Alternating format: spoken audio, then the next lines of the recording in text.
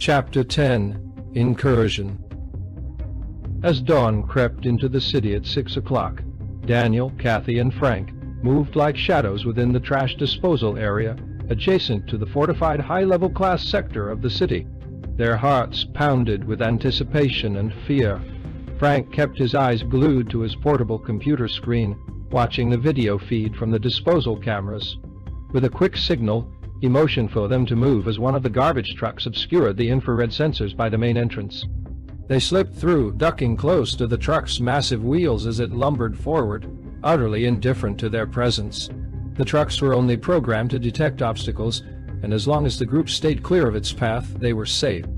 Upon entering the expansive trash disposal area, they followed Frank's instructions, moving stealthily to avoid the sweeping gaze of the cameras.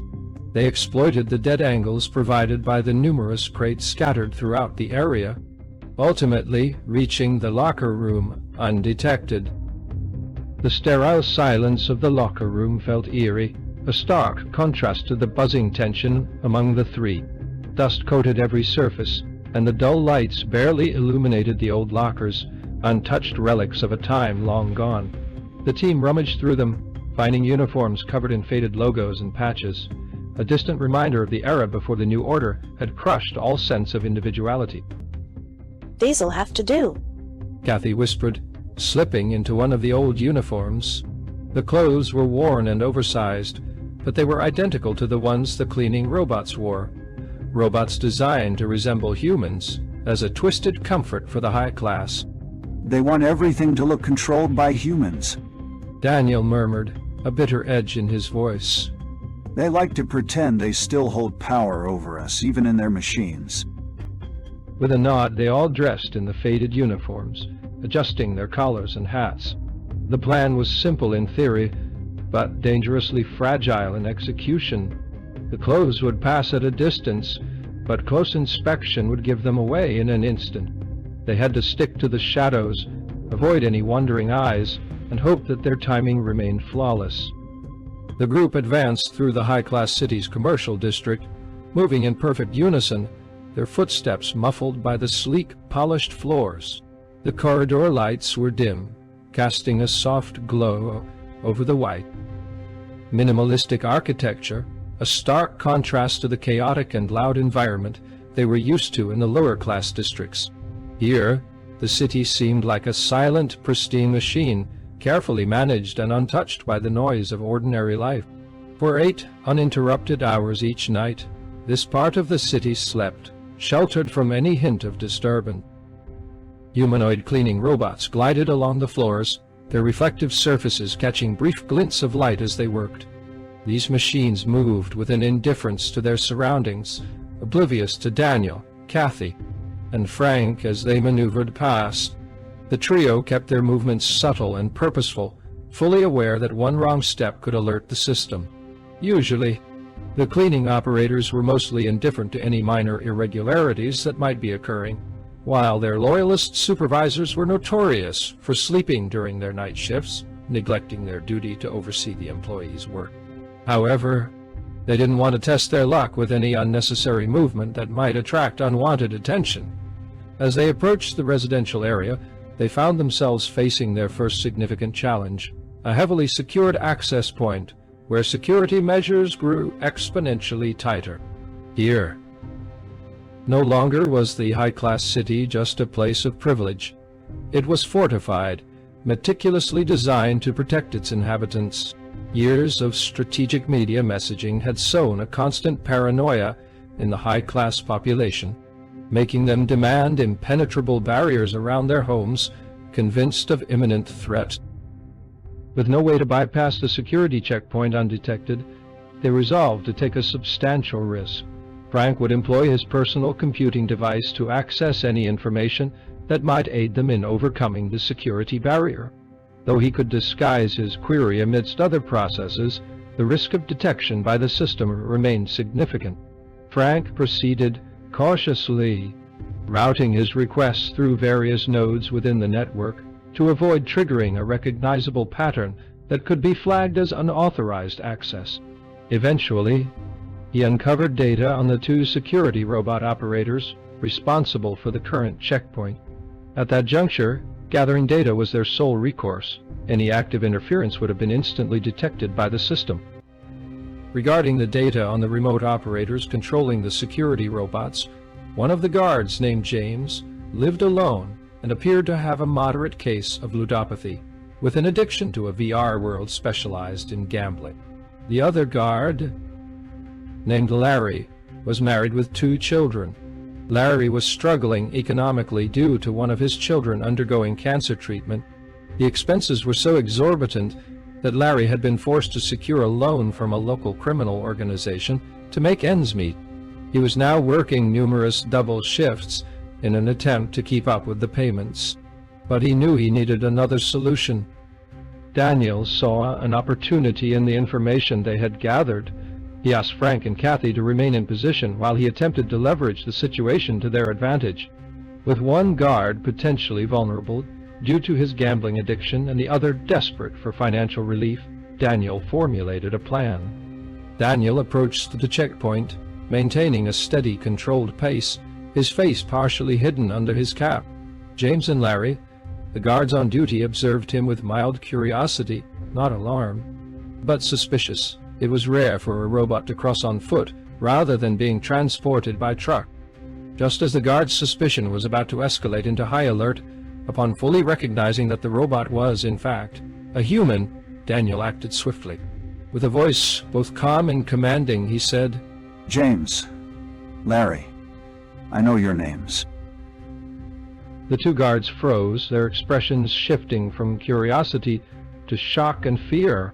The weight of hearing their real names spoken aloud in a place where such information was closely guarded left them visibly shaken. They both knew the severe consequences for any unauthorized person gaining knowledge of their identities. Seeing their reaction, Daniel pressed on, his tone firm but not threatening.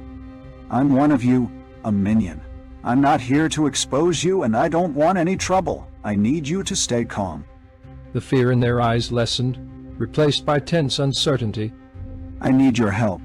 My friends and I need to get past this checkpoint.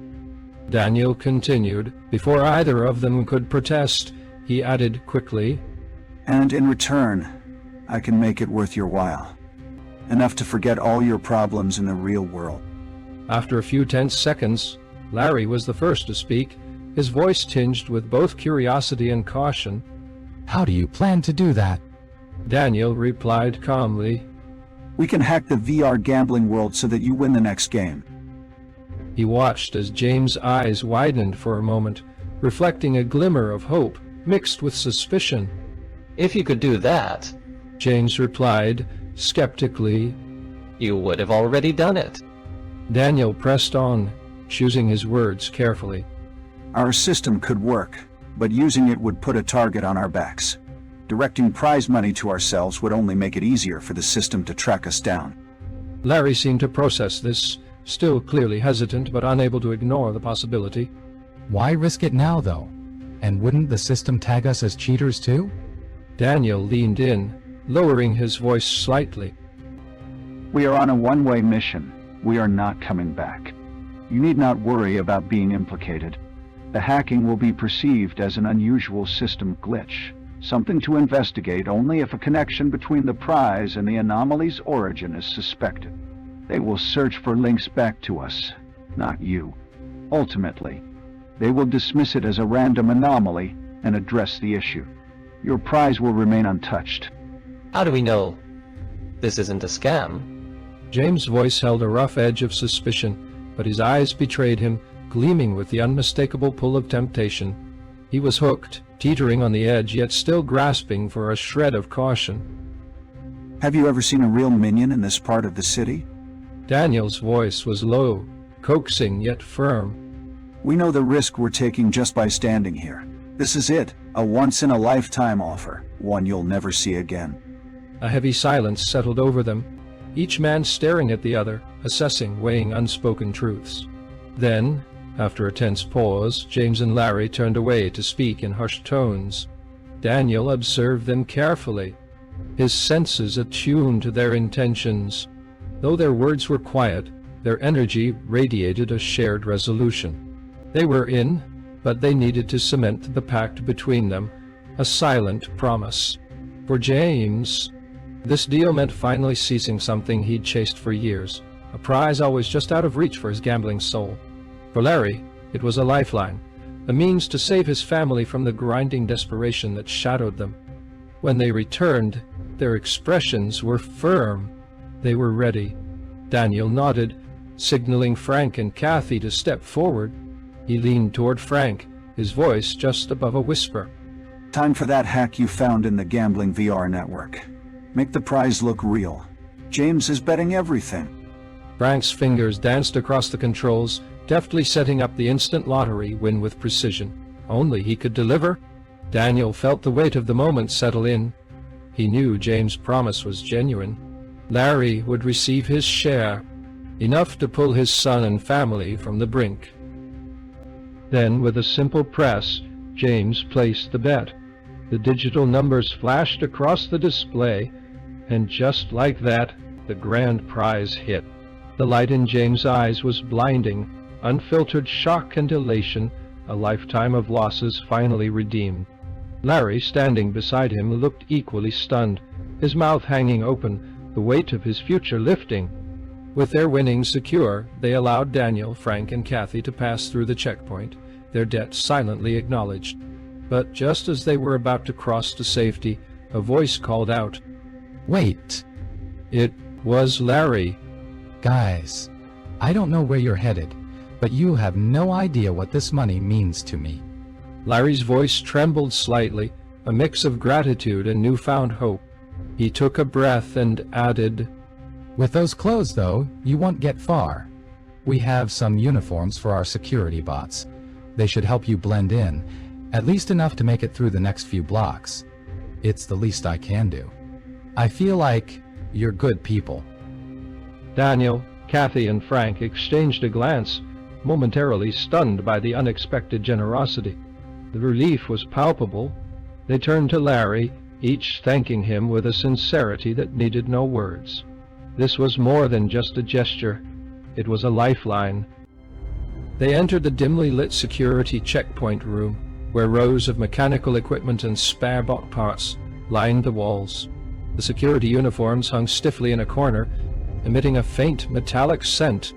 They suited up quickly, feeling the weight of the protective gear, each piece fitting over them like armor. As they left, they resisted the urge to look back or give another farewell. Every extra word, every lingering glance could tip the scales against them. They had slipped past the second big hurdle, and Daniel knew that even the smallest misstep now could shatter everything they'd built. The remote security operators could have sounded the alarm at any point, reporting the breach in real time. Yet somehow, Daniel had worked a quiet magic, bending the system just enough to let them pass undetected. To Kathy and Frank, it felt like they had just witnessed a miracle.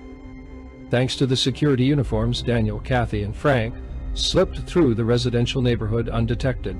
The clock struck 7 o'clock as they entered the district, a cluster of polished, pristine homes belonging to the professionals, the elite class of society. Here, all was hushed. The occupants enjoyed a deep, undisturbed sleep, unaware of any intrusion. The silence was almost surreal, broken only by the occasional thud of dumpsters closing as silent. Unfeeling cleaning bots completed their rounds, whisking away any stray remnants of last night's waste. Moving quickly, they passed through the sleeping neighborhood just as the first lights began to flicker on in scattered houses. People were stirring, ready to begin another day. But for now, their attention was focused inward, not on the empty streets where Daniel and his team blended seamlessly into the shadows. At 8 o'clock, the mainframe building came into view in the distance, its sleek silhouette standing tall against the early morning light. These mainframes, scattered across key locations worldwide, powered Motherbrain, the AI behemoth responsible of the nightmare they were living. Every instruction, every transaction, every silent command was processed through these immense structures, making them both sacred and untouchable to most. They were now in the heart of the headquarters area, where the professionals labored daily, building and refining the code that sustained their society. The offices wouldn't officially open until 9 o'clock, but they knew they were far from alone. Although human security presence was light at this hour, service robots were already busy at work, their mechanical hands setting tables, filling coffee machines, and arranging supplies in anticipation of the incoming wave of professionals. Daniel, Kathy, and Frank kept their heads down, careful to avoid drawing attention. Operators controlling the service bots were fully immersed in their tasks. And the loyalists, the overseers who monitored every aspect of life here, hadn't yet arrived for their shift. No one was watching the security feeds. No one would think to review the footage just yet, but every second counted. They moved with quiet urgency, knowing that this slim window of invisibility wouldn't last. By the time Daniel, Kathy, and Frank reached the towering mainframe building, the clock read 8:30. They moved with quiet precision, attempting to be as inconspicuous as possible. But with every passing second, the pressure mounted. Time was slipping away. They needed to take bolder risks. Frank, find us a way in. Daniel whispered, his voice tense but controlled.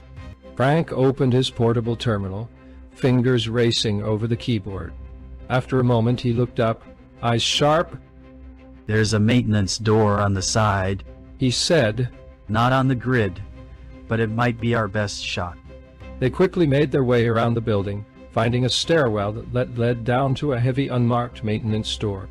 Frank studied the control panel, but realized it was locked tight. Improvising, he triggered a minor alarm from within the maintenance room itself, hoping it would prompt someone to come investigate. They ducked behind a stack of industrial-grade crates, each one stamped with warnings about refrigeration. Components essential to the mainframe's operation await for the right window of opportunity to open.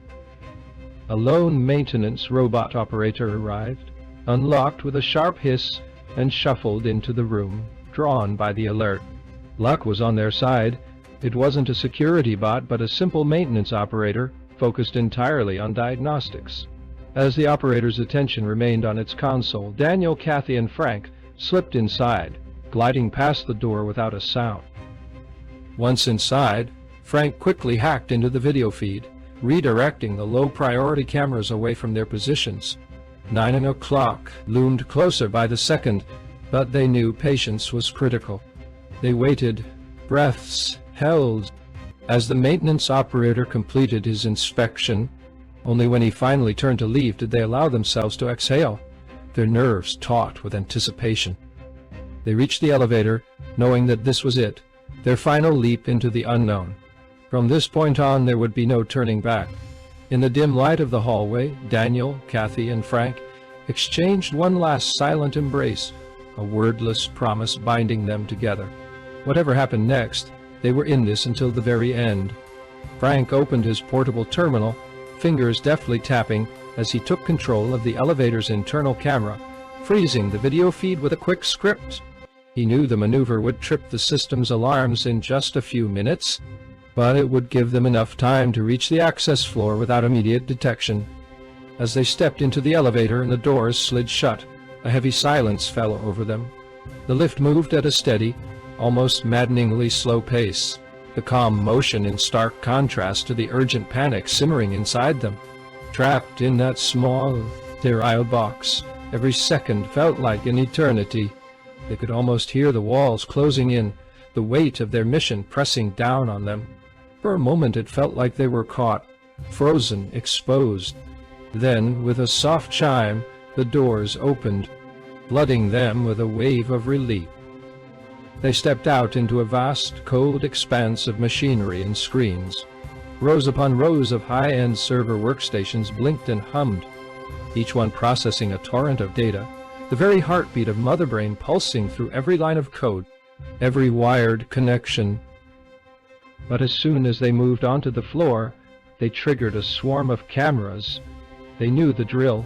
There was no hiding from the all-seeing eyes on this level. Alarms blared to life, flashing red lights casting a stark warning across the vast room. They had seconds, maybe a minute, before an army of security bots descended upon them. Their final countdown had begun. They sprinted down the narrow corridors, every footfall echoing like thunder, until they reached what they'd risked everything to find, a direct access workstation to the mainframe. Frank wasted no time, plugging his device into the terminal and launching his bypass script, muttering a silent prayer that it would work. The screen flashed as the script hunted for vulnerabilities, combing the system for any exploit that might grant them access. But the process crawled, each line of code ticking forward at a painfully slow pace. They needed time they didn't have.